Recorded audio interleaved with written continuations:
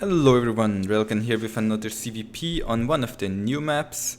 It is Blood Boil LE, as you can read down here. Today we're having a look at a game that I played against Pacomike, a GM Protoss on DNA ladder. Technically not GM yet because GM didn't open, but he will get GM once the Grandmaster League does open in week 2, or not sure if it opens after 1 or 2 weeks anyways.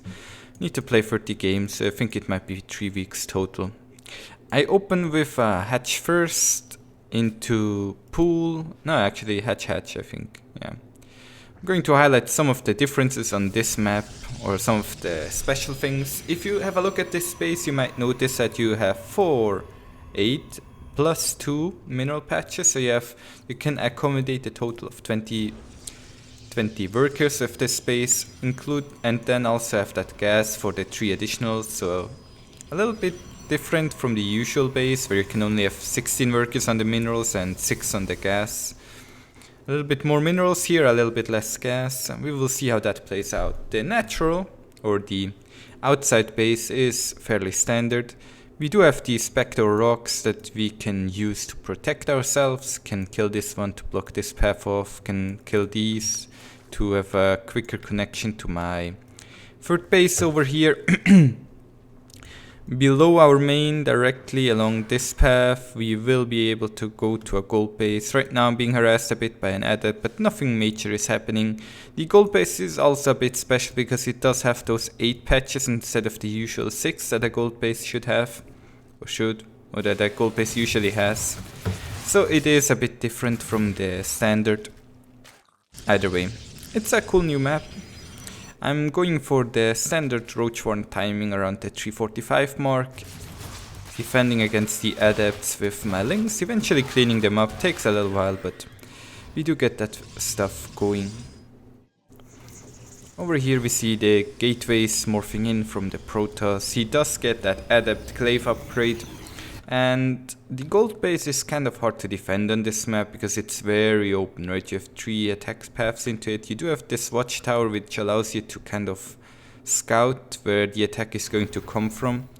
And you also have this space and this space. This space is also a bit different because it once again has the 10 mineral patches with only a single gas instead of the double gas. So maps are a bit different. Maps are still great though. Eventually I managed to clean up that push of his into my main base with the adepts, and I kind of have to prepare myself, grown up, reach that 3 base saturation. I will have a little bit less gas and a little bit more minerals than I would usually have. It's kind of playing with 5 gas instead of 6. He himself didn't really have an in-depth look at what he was doing, but he is going for the Robo into Immortal Arcane, it seems. With a lot of sentries, stalkers and default and overcharge on his side of the map. So pretty much the standard stuff that you see out of Protoss players. He also only has 5 gas instead of 6, so he has slightly more minerals, and we will see if he is able to spend those. Building additional gateways right now, should perhaps build even more gateways. I'm being harassed by a warp prism here, but I can defend that without too many issues. I have to be a little bit wary of him dropping me here. I should remove these rocks, so I have an easier time defending the triangle of bases, the Bermuda Triangle if you want to call it that. Next to my 4th base, with the bloody rock, I also have another Selnaga tower that I can use, and he's going to push out soon, I assume. At home, I got the lurker then, but I'm not going to make mass lurker. Instead, I opt to go for the Hive immediately with a Spire to transition into Brootlords as quickly as I can. These adepts are a bit annoying. I'm going to send some units over there to clean them up. And well, of course he has to shade eventually, so I clean up the shades as well. Spinecrawler here helps me protect both mineral lines a little bit. He now moved out and is going to actually push into me here. I do have these 3 lurkers and the Spinecrawler ready to defend, so that should help a lot.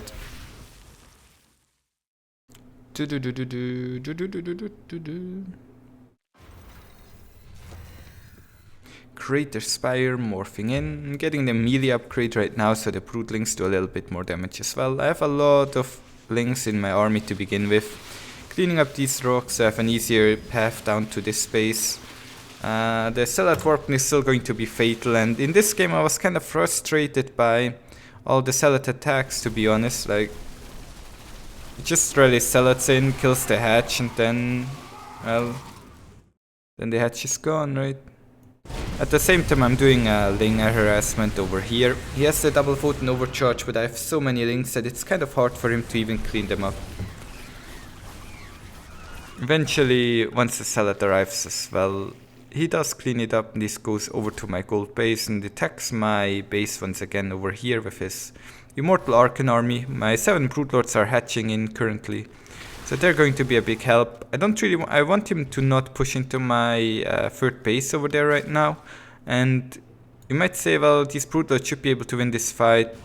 Yeah, kind of, but the problem is the Warp Prism that's going to harass me. So over here I'm taking a decent fight with my Broodlords. I'm trying to kind of harass him with the Broodlings, but also have to be careful not to lose everything in my main right now. So I just, for safety's sake, because I don't want to die to a 20 unit warp in there, I just pulled most of my units home. Then we have another harassment attack over here, and if you check the units lost tab, he lost way more, right?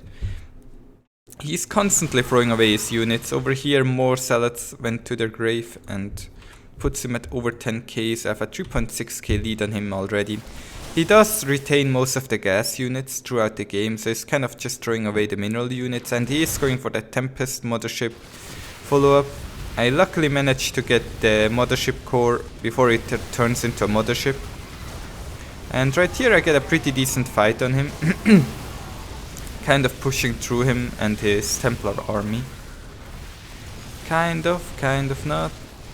I have the Broodlords here, but as the Tempest count grows and as my Ravagers die to his charge lots, starts to look a little bit grim. At the same time, we did have that Warping in my main that killed most of the units in my main base. Was a little bit frustrated by that one, but I tried to get the Warp Prism.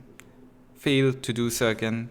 I'm now at 62 workers, and I do have a decent income with a lot of money in the bank. Managed to clean up the Warp Prism eventually while he's building his Tempest army. The problem for him right now is because he lost so much more than me, 7k total, and he didn't really mine much more than me, I think, if you check the spending. I just spent more on economy and he spent more on army.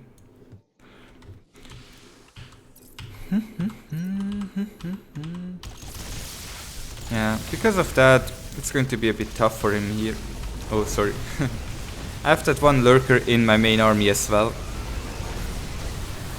And I'm trying to kill all the Tempests here right now. Once I kill all the Tempests, the game is pretty much over.